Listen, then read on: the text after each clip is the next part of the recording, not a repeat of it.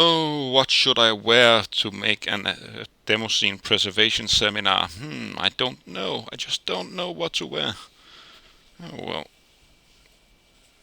It's a t-shirt here. Will this do? It's a cool t-shirt. Wer hat dicke Eier? And it was even drawn from a member of my group called IP, but way back in 2000 or so. But, nah, I won't go for this one. Well, there's this one. Darklight. Yeah, well, I'm not even a member of Darklight, though I share some of their values. But, it's not right for this one. Well, we could try. There's the Party 1995. Maybe you can't even see it. It's so faded. It's been washed too many times, I guess. Well, then there's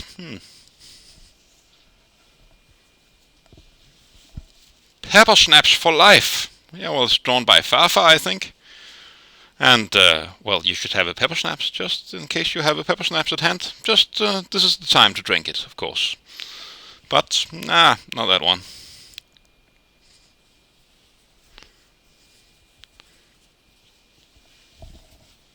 Well, the Breakpoint 2007 t-shirt.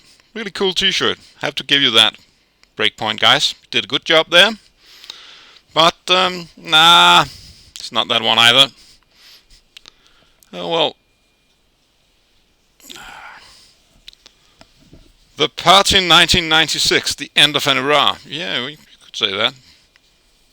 Well, I won't go for that, and besides, this is the back of the t-shirt, and you won't be seeing my back a lot, I hope, during this seminar, so, well, I won't go for that either.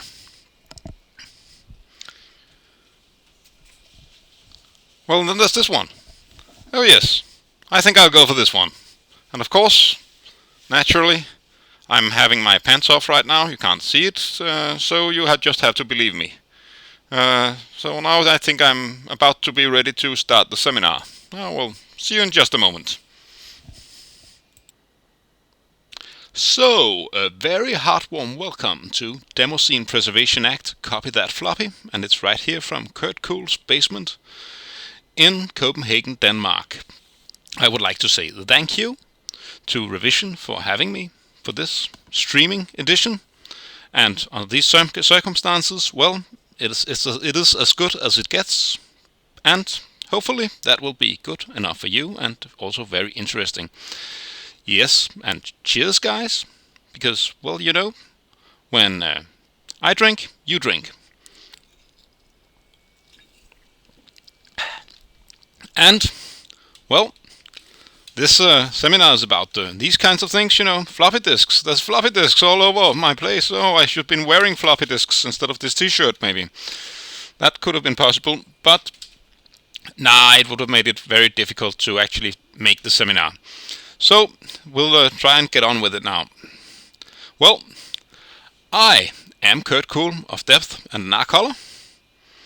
And, well, in 1991, I started collecting modules. And in 1992, I started composing modules and going to parties. And in 1993, I co-founded Depth and started mail swapping and collecting demos of all sorts. And that's exactly what I'm doing in this picture here, where I'm a young, splendid young man with packets of discs in my hand and discs in the background, Amiga in the background, and the speaker of the Ghetto Blaster I used for composing a lot of my modules as well. So in 2000, I stopped mail swapping. I co-founded AMP, and stopping mail swapping was a bit sad because, well, I remember fondly, you know, that when my parents would say, "Oh, there's a lot of packages for you today," that was just so wonderful. Oh, I have to cough a little bit because, well, it's Corona time, so very important to do so, I think. But don't worry, I'm not gonna give you coronavirus over the internet. So you can relax about that. Well, AMP, I found that with Crown from Cryptoburners Amiga Music Preservation, which has been going on since 2000, and in 2006 I joined the editing team of Bitworld Orchestra, or Janeway, or whatever it's called these days, and well, I've been there ever since. And in 2020, of course, that's my highlight, well, I did this awesome seminar! Woohoo! Yes, so let's get on with it. Oh, this is why is it important to preserve Demoscene's productions? Well, preserving its history is important to any subculture. Well, you want future Demosceners to know where they come from. You want the future to know about this culture, which has produced some unique pieces of art and has its own unique way of being in culture, requires unique skills and so on. And this unique history is interesting to academics all over the world because, well, it's they have theses and stuff has been and reports has been written about it, and of course, well, for the actual preservation is important because, well, data loss, the media rot, it's old media, ancient floppies, hard drives, zip drives, tapes, backup tapes, you know, it's common that these things they rot and well. So the time to preserve is now. And of course all productions contain information valuable to the understanding of the Demoscene in the future. And well, maybe we don't even know what's actually important. We may not know that at this time. So it's important to try and preserve more or less everything. Finding lost productions usually make the authors, or at least the archivists, happy. Well, that's why we do it. It's always like finding a piece of gold or whatever when you come across something that we never saw before. Something from the late 80s or early 90s or whatever, found on some floppy disk or whatever or wherever. And of course, any library should, or archive should strive for completeness, especially digital ones. And that's of course because, well, one thing is if this was physical stuff that we have to store in a building, but Demoscene productions doesn't take up all that much in kilobytes or megabytes. So there's no reason in that way not to strive for completeness. Yes. So what to expect? Well, we'll go and see the sites, the various major Demoscene archive sites, and where to go to find that one production you remember from your youth. And why coordination is needed in between sites, disk rippers and Demoscene archivists, who will do it and how. Well, there's a lot of sites around and a lot of people around, and well, not everybody talks to each other, so why not try and make them. The art of demos, getting the Demoscene onto UNESCO's list of intangible cultural heritage and academic public interest for and use of Demoscene. Yes, the art of demos, I'll get into that later on.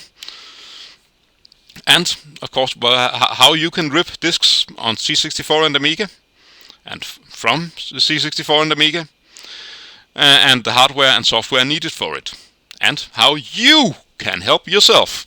It's very important, we need your help. Of course we do. And then the audience gets to supply the archivists with questions, preferably from before 1996, and hopefully some rare Demoscene floppies as well. Or maybe this from before 1996, that should be concerning the floppies actually, but well, we'll go with this. Yes. So, see the sites. We have Poet, where everybody can add their productions, and productions are added, also old ones, quite frequently. And we have Demoscene, which generally links to everything on Scene.org and a lot of other sites. And you can also, of course, go to Demoscene to find parties and so on. It's very, very good when it comes to finding the results of parties, because it hosts everything that's on the text files at Scene.org. And also a lot of other stuff. You have the Amiga site, Janeway, Orchestra or Bitworld, where I'm an editor, and well, it hosts everything Amiga. All kinds of Amiga stuff, like with screenshots and credits of all Amiga Demoscene productions, and as well as some pictures, pixel graphics, And we also link to the music of the productions from some of the module sites, which will be mentioned on the next page. And then there's CSDB, which is the main Commodore 64 database, which has everything on C64, or almost everything, because they always come up with some more when they get some disks, these disk ripping guys. Everybody has something to add to the archives, it seems. Well, there's the module music archives, AMP, Amiga Music Preservation. That's the one I sort of was involved in founding and still edit sometimes. And we have Modland, which is an FTP server which hosts all kinds of music in mod formats, also game musics and music from various other platforms. And we have Mod Archive, where composers can share their music and have done so for 2 decades or so. And we have Exotica, which hosts a lot of special Amiga music, which is not in mod formats like Future Composer and so on. So that much of the music used in games and crack shows and so on. And we have the General Retro Computer Console Software Archive, TOSEC, which is trying to save everything, all the different versions of cracks and games and Demoscene productions and everything across all platforms, which is a pretty big job they're trying to carry out. And that's also very helpful to the archivists of the other archives, I guess, all of this stuff. So that's where you can go to try to find the Demoscene production, and TOSEC is a bit more general, I would say. Yeah, and that is a lot of websites, but maybe it isn't, because there's a lot more. There's quite a few people who ripped their own disk collection and put it online. And some of these websites, they go way back to the dawn of the internet and are already offline again, with no way to contact the owner or get the data, because that would of course be nice for some of the archives. If somebody ripped the collection, disk collection or whatever, have stored some data, and it's been lost again, well, we want it basically, and we would like to share it with the public like it was before. And there are some people who have made websites that host productions they found on the internet, because while surfing around you can find all kinds of other stuff, and you can maybe select a few productions that you want, or you can do all kinds of stuff. And it's difficult for us to know if you're working on the major archives which drive completeness, and therefore we sometimes end up going through some stuff and spending a lot of time on that. We're doing that. While just finding out that they actually just found it on the internet, and so did we a long time ago. And that's also why, coordination is needed, I guess. And of course, some archives were founded but are not updated anymore. Well, that's the reason why they're not mentioned in these lists, you know. So, well, coordination is needed. So, some of the Demoscene guys have bought the domain copythatfloppy.org. Copy that floppy. Now I have to show some more floppies. Here's floppies, lots of floppies. And, that's of course a comment to what the digital rights organizations and so on were saying in the 80s and 90s. They had said, don't copy that floppy. And now we say copy that floppy, because that's what we need to do in order to save Demoscene productions. Yes, and what do we aim to do with this? Yes, we'll aim to coordinate the efforts of the archivists of the major Demoscene archives, disk rippers, and anyone interested.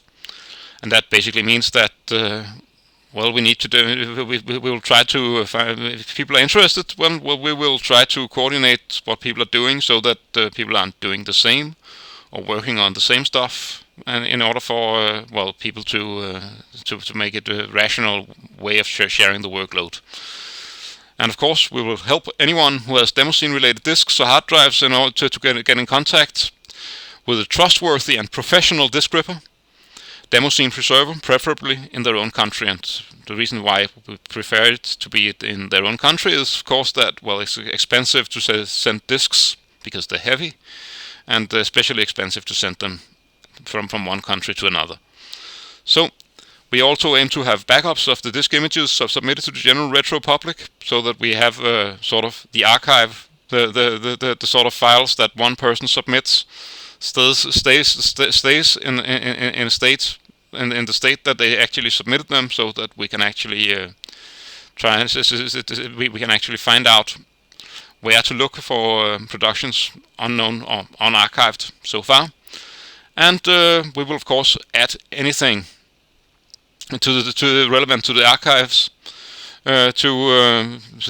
anything Demoscene relevant. We're going to add that, and of course sometimes some people upload something via internet forums, social media groups, archive.org, various FTP servers, wherever on the internet they decide to put it. We will try to download it and save a copy on our own server. And of course we will provide a community. Yes, that's Slack and Facebook, I guess, to recruit new archivists, disk rippers, and, well, all kinds of other people willing to help in some way with this project. So, and then there's the academic interest.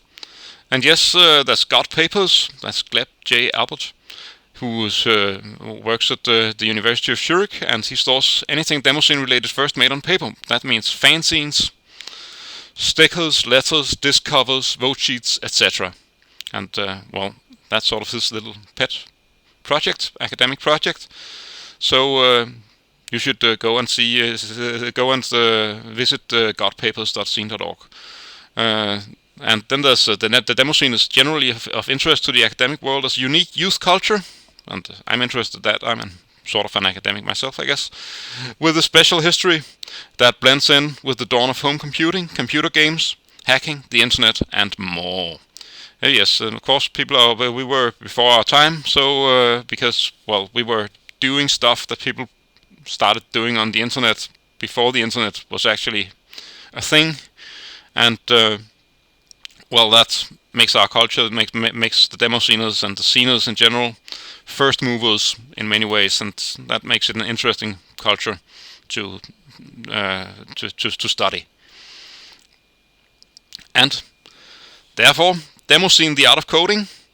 This initiative aims to get the art of the Demoscene onto UNESCO's list of intangible cultural heritage. And that means that on this list there's already plenty of monuments and various kinds of music and ways to play music. And it fits pretty well because, well, the Demoscene productions, they're artistic and they have their own. To make Demoscene production requires a special set of skills, a special interest, some special ideas that you don't necessarily need in all kinds of other sort of computer areas, and you can do. And also the Demoscene is special in that way that it's made by a certain group of people that has these skills, and it's important to preserve this. So it fits in quite well with UNESCO list of intangible cultural heritage, but it's a long time project to try and get on that list. And apart from the Demoscene support, of course, it's founded by, among others, Melkor from Howjob. It is supported by archivists and researchers at the Finnish Museum of Games and the Royal Library of Denmark, and several others. Applications has been submitted in Germany and Finland and are being prepared in a number of other countries. Archiving the art of the Demoscene is thus archiving our intangible cultural heritage. So you should read more at demoscenetheartofcoding.net and, well, send your support and whatever. You try and promote it, maybe help submitting an application in your own country, and generally just try and help out. Yes. So, now I'm just going to say cheers.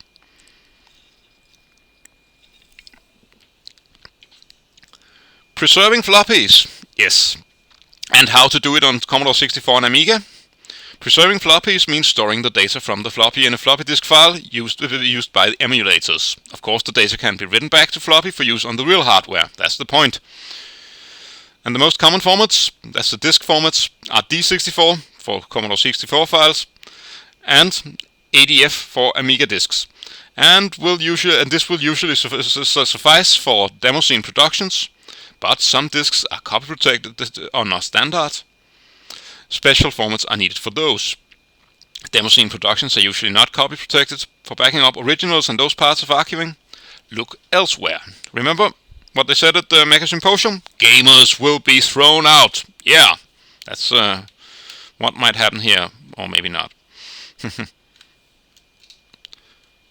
Yes. So the Commodore 64. Oh! What's this now? Oh, it's the Commodore 64.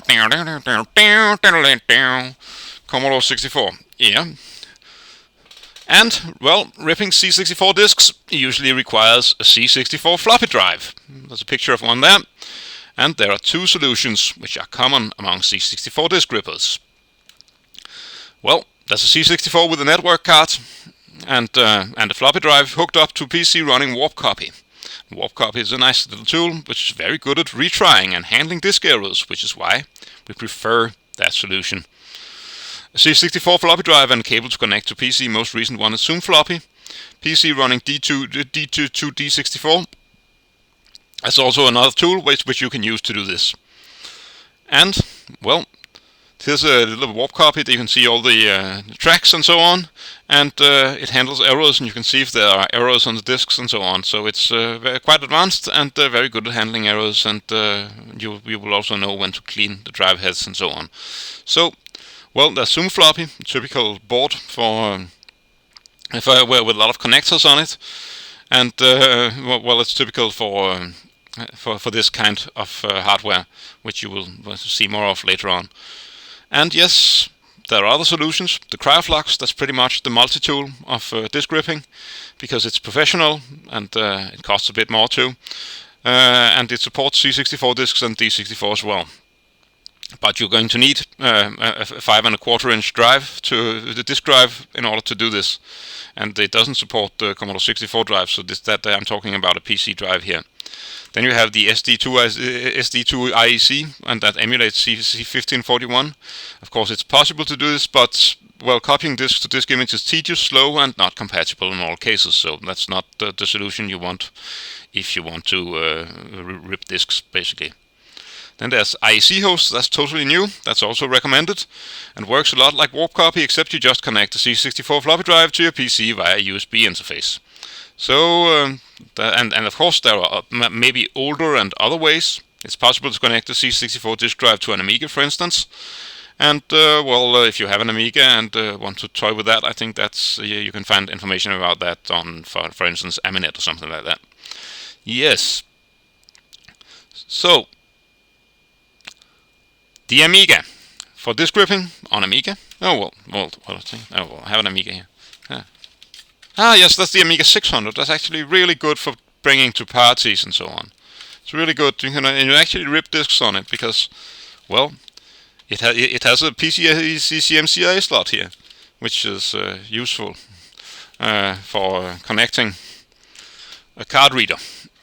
So, for disk ripping you need either a real Amiga with SD card reader, or the hardware to read Amiga disks on a PC with a standard 3.5 inch floppy drive. And the Amiga 600 and 1200 has a PCMCIA port, which works with card readers for CF cards. CFD device enables reading and writing from and to those cards. Disk Ripper is the best tool for ripping to ADF files on a real Amiga, fast, good at retrying, and error handling. And we should remember that the Amiga supports custom disk systems which can even be configured by the user. These are not supported by the ADF format or Disk Ripper. And you should be careful with dirty disks or moldy disks because, well, they can make your disk drive dirty or even damage it if you're unlucky. And of course it's old hardware, so it's generally quite easy to get to damage something, I can tell you from own experience. Yes, this is Disk Ripper, and you can see this looks a bit like Xcopy. All of these little GUIs for these programs, they all look a bit like Xcopy. That's just the way it is. Well, there are several other solutions to make it possible to connect a PC floppy drive, that's of course a 3.5 inch drive, to the USB port of your PC and use it to read and write Amiga and other disks. The CryoFlux, which was developed 10 years ago, costs about €100 and comes with GUI, and can be used to read almost any disk format on any platform. I'll talk more about that later on. And there's the Grease Weasel. That's quite new. That's you can build it yourself, and well, it is able to rip disks to SCP format, which is readable in WinUAE and possible to convert to ADF. You can build it yourself, or it can be bought for about 20 euros on, for instance, Amiga or something like that, or you can buy it straight from the guy who actually constructed it. If you find his Facebook group on on Facebook, of course. And well, there's ADF copy. That's another build-it-yourself solution, and you can also buy that one because, well, if you like me have about 10 of those that I'm holding up right now, then building it yourself is not really an option. And then you have the Arduino Amiga floppy disk reader writer, and that's another one of those. But I recommend definitely, if I should recommend one of them, then it's the Grease Weasel. That's I think better than these two. But and of course, Craflux is much more versatile. But I'll talk about that later. All of these solutions need a PC floppy drive, cables, and a power supply. In some cases, the drive can be powered by your PC's USB port. And Craflux and Grease Weasel, I recommend those. Yup. It should also be possible to read Amiga disk using a hack on an old PC with 2 drive connectors on the motherboards, but that means that you would need an old PC, I guess. And also some weird guys used 5.25-inch floppies for Amiga because they were cheaper at the time. Same rules apply as with 3.5-inch disks, but floppy drives that work with either Amiga or the aforementioned USB solutions, of which at least Craflux and Grease Weasel are known to work with 5.25-inch drives, are hard and expensive to come by. So basically, ripping 5.25-inch Amiga disks is slightly difficult, but possible nevertheless. Yes, and then you of course need to know that Craflux and Grease Weasel are flux readers, which means that they read the flux, which is basically the actual raw content of the disk, and basically they can be used to read any disks in any format. So if you want to ripping Amstrad or Atari or Spectrum or Atari disks or whatever, Mac, or even 8-inch floppy disks, you will of course need a disk drive, but you can use those for just about, well, anything. So if you you can also use them to disk rip originals, but it may be necessary to convert the image to the format supported by emulators in order to make it useful. Yeah, and usually there are tools which can do that as well that come with these flux readers. Oh well, that's the Craflux. You see, it has a lot of buttons and a lot of stuff and a lot of different connectors and so on. And well, that's basically just the way it works. And here you have the GUI, which also looks a bit like Xcopy. And now I think it's a 3.5-inch thing, and well, it's very useful for ripping. So, and quite easy to work as well. So yeah. You should just start ripping disks and sending the images to us, I think. Yes. Well, there's cleaning disks, drives and disks. Since old disks are often dirty or moldy, you may have to open your floppy drive. That's easier on a C1541 version 2. More difficult on 3.5-inch drives. And clean the drive heads with a cotton swab, using, for instance, isopropyl alcohol, if you get many errors. And yeah, it's something that you might have to do, because disk floppies are of course old and they get dirty and dusty and moldy and all kinds of things if they've been stored in a moist area or something like that. You can also clean disks for better reading, but you should probably start by cleaning the drive heads because that's easier than cleaning disks. You can do that in various ways, but you have to they all involve turning the disk manually and cleaning the disk surface with a cotton swab or microfiber cloth and either alcohol or demineralized water. And if you have a lot of disks that need cleaning, well, it's possible to 3D print a cleaning kit if your whole collection was stored in a moist, dirty, smoky area. Yeah, I know all of you guys who's been smoking cigarettes in your basement for ages, and now suddenly you find that your disks are covered in smoke and nicotine. Yeah, well, bad luck, I say, because you're just going to have to clean it all, of course, in order to support the archives with your collection. So yeah, Just get on with it now. Get on with it. Oh well. Call to action. Yes. Now this is the time to do something. If you have already ripped your collection of disks or have Demoscene files, if you have hard drives, zip disks, whatever, you can actually read anything that has yet to reach the archives, get in contact, and you can upload them somewhere or download it, or we will download it for wherever you please. And we will of course sort everything and add them to any new old wares to the relevant archives.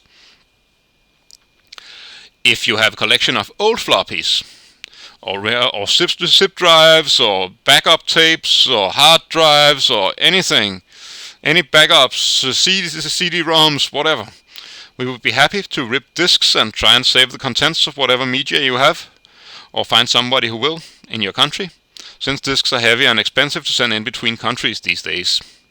And of course, if you have some private files in there that you don't want people to see, well, we will of course not spread any of that, and we will even return the collection if you prefer that. That's no problem at all. So, of course, then you should contact all of your old Demoscene and retro computing friends who might have disks, hard drives, and files that they are willing to share. We will gladly help out any way we can. And of course, well, if you have all these old Demoscene friends, old members of your group that you still are friends with on Facebook or wherever, well, it's the right way to try and talk to them and see if they have some disks or anything. Because, well, they might have, and if they do, well, it would be a good idea to try and save that data, because there's always one or two productions in every collection that is not to be found anywhere. So it's really helpful if you get hold of a collection. And of course, yes, inform us. Yes, the archives, that's there where we make mistakes. There are errors in the archives sometimes. If you notice something is wrong, let us know.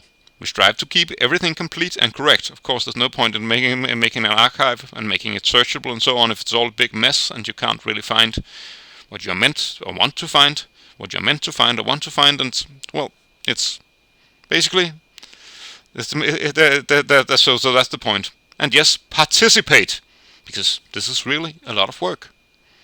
The Demoscene archives are always looking for more helpful, honest, and competent, and of course funny. Let's not forget drunken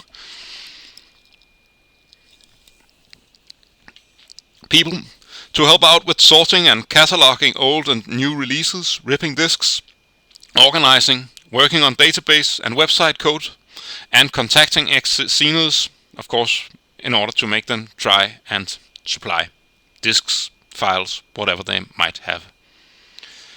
And yes, don't send or upload the stuff you found on the internet through the years, unless it's really old and special and not available on Archive.org or TOSEC or the EAB file server or many other places on the net where you can actually find old productions, servers that has been online since 1990 something and so on, because, well, we've already been through it and we don't want to go through it again, basically.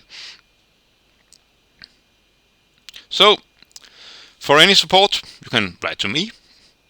And of course, if you have questions about any of this stuff, about this seminar and subjects that I mention, well, you're welcome to write to me at curtcool@depth.org. And I will do my best to answer your questions, or, since I'm not the Oracle of Delphi, I will try and, if I can't answer your questions, well, I'll direct you towards someone who can, because there are somebody, probably, I hope, who will be able to answer your questions. Otherwise, well, you're going to have to tell me when you find out, because then we'll be two people knowing it, and that'll probably be good. Well, there's Menace of Demoscene. He's also willing to help with you with media and files. He can be reached at, you can see his email address there. You don't need me to read it to you. So, well, that's the end, my friend. And I would like to say thanks to Revision for having me. That's splendid. And sorry about the quality of the media. I hope you're all right there at home. And also thanks to Hitning and Dozer for help with the C64 side of things, and to Dozer and Menace for looking things through. That's the slides, and providing very valuable feedback. Basically, of course, you can't do this on your own, far from it. So, and also thanks to the Ripper who supplied me with the discs that I scanned and put on this. That's it was very funny. He sent me a lot of discs from Italy back a few years ago, and there was a lot of really cool Demoscene stuff on that. So, well, I am now available for questions, and I will say cheers once again. And now, and I will try and answer your questions hopefully on the Revision server, because that would be that. Hopefully, you have some questions, or a lot of discs, or well, just about anything.